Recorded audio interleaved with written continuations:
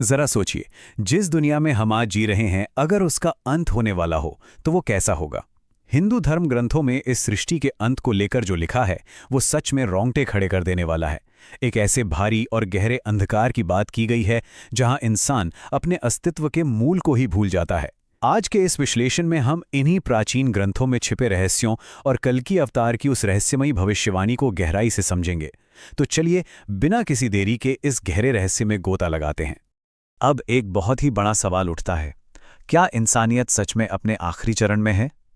आज के दौर में जिस तरह से इंसानियत अपने मूल मूल्यों और नैतिकता से दूर होती जा रही है, उसे देखकर क्या ये नहीं लगता कि कलयुग शायद अपने चरम पर पहुंच चुका है? ये एक ऐसा सवाल है जो मन में एक अजीब सा डर और सस्पेंस पैदा करता है। इस रहस्य को ठीक से समझने के लिए हमें सबसे पहले प्राचीन ग्रंथों में बताए गए ब्रह्मांडीय समय के चक्र को देखना होगा।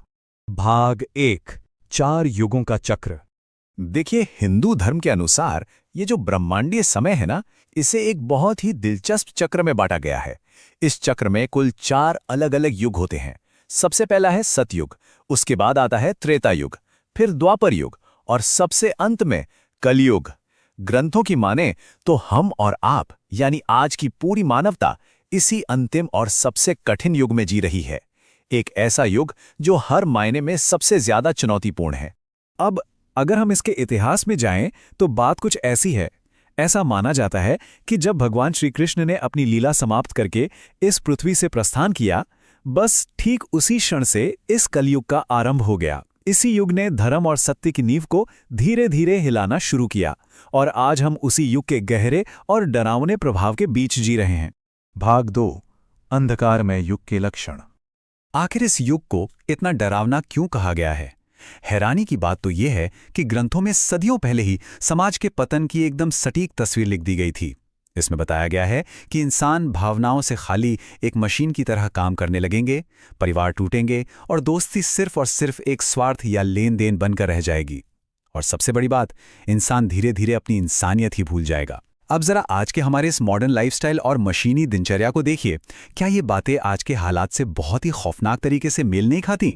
अगर हम अच्छे गुणों और अवगुणों की तुलना करें तो एक बहुत ही साफ और डरावनी तस्वीर सामने आती है। एक तरफ वो गुण हैं जो तेजी से गायब हो रहे हैं, जैसे सत्य, गहरे और सच्चे रिश्ते, अच्छाई और आपसी विश्वास। वहीं दूसरी तरफ उन अवगुणों का जैसे एक पहाड़ खड़ा हो रहा है जो लगातार बढ़ते ही जा रहे हैं। झूठ, लालच, बेवजह का गुस्सा और स्वार्थ। ग्रंथों में तो यहां तक कहा गया है कि इन सब नेगेटिव चीजों की वजह से इंसानों की उम्र भी लगातार कम होती जाएगी।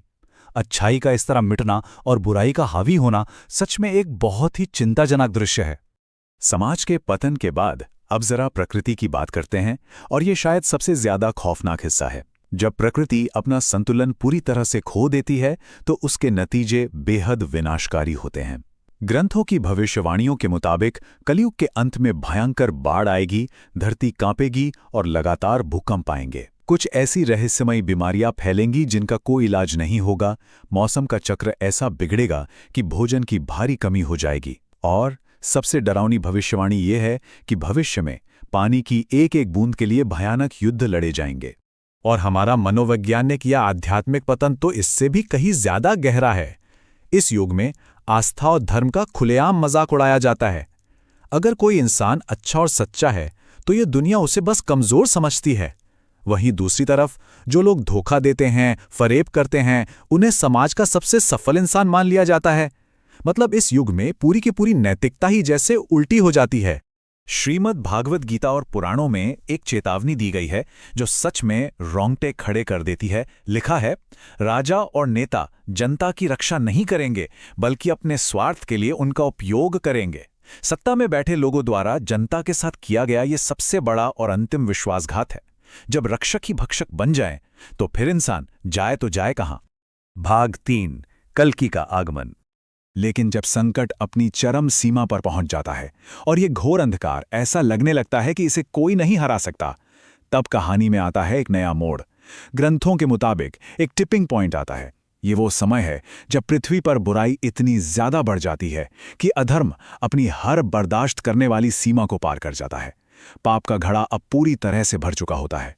और ठीक उसी समय इस भयंकर अंधकार को चीरते हुए आगमन होगा कल की अवतार का।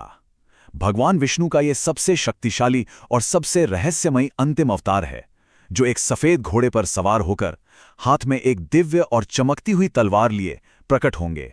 उनका सिर्फ और सिर्फ एक ही मकसद होगा, पापियों का पूरी तरह से सर्वनाश करना और इस दुनिया में फिर से धर्म की स्थापना करना। ये बुराई पर अच्छाई की सबसे बड़ी, सबसे निर्णायक और अंतिम विजय होगी। भाग 4, एक नए युग की शुरुआत। अब सोचने वाली बात यह है कि इस महायुद्ध और बुराई के पूरे विनाश के बाद आखिर क्या होगा। देखिए, इस पूरी प्रक्रिया का मकसद दुनिया को हमेशा के लिए खत्म करना नहीं है, बल्कि उसे पूरी तरह से रीसेट करना है। कलयुग के इस घने अंधकार का अंत होते ही समय का ये चक्र फिर से अपनी शुरुआत पर लौट आता है और तब वापसी होती है उस प्रकाश से भरे युग की, यानी सतयुग की। सतयुग एक ऐसी नई दुनिया होगी जहां किसी तरह का कोई झूठ या नफरत नहीं होगी, किसी के भी मन में रत्ती भर भी लालच नहीं होगा। लोग एक दूसरे के साथ बहुत ही गहरे प्रेम और शांति से रहेंगे। हमारी प्रकृति भी पूरी तरह से शांत और संतुलित हो जाएगी। पूरी दुनिया में हर एक दिशा में सिर्फ और सिर्फ सत्य और धर्म का प्रकाश ही फैलेगा। ये एक ऐसा युग होगा जो इंसानियत की उस चरम शांति को दर्शाता है जिसकी हम आज सिर्फ कल्पना ही कर सकते हैं। भाग 5, परम मानवीय सत्य।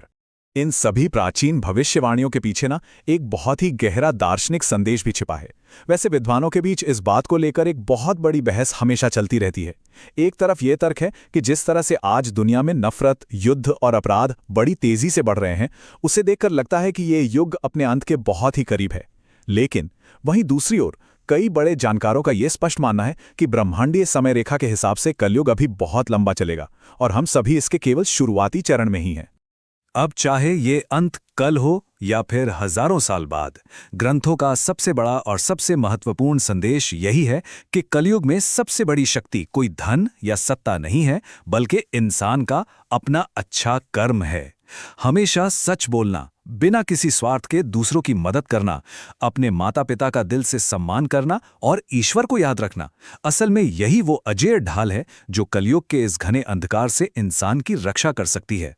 इन सभी धर्म ग्रंथों का मकसद हमें डराना तो बिल्कुल भी नहीं है, बल्कि कठिन समय में एक बहुत ही स्पष्ट नैतिक रास्ता दिखाना है। जब दुनिया बदलती है ना, जब समय बहुत मुश्किल होता है, तो इंसान को सबसे ज्यादा जरूरत सिर्फ एक ही चीज की होती है, और वो है उम्मीद। यही उम्मीद हमें उस घने अंधकार से निकालकर वापस प्रकाश की ओर ले जाती है। तो इस पूरे विश्लेषण के अंत में एक बहुत ही गहरा और सोचने पर मजबूर कर देने वाला सवाल हमारे सामने रह जाता है। क्या ये अंत सच में करीब है या ये महज एक शुरुआत है? इसका एकदम सटीक जवाब तो शायद सिर्फ समय ही दे सकता है, लेकिन एक बात बिल्कुल साफ है, अगर इंसान पूरी तरह से अपनी करुणा और अपनी इंसानियत को ही खो देता है, तो असल में वही इस दुनिया का सबसे बड़ा और असली अंत होगा। और सच कहूं तो ये एक ऐसा विचार है जो लंबे समय तक हमारे मन में गूंजता रहता है।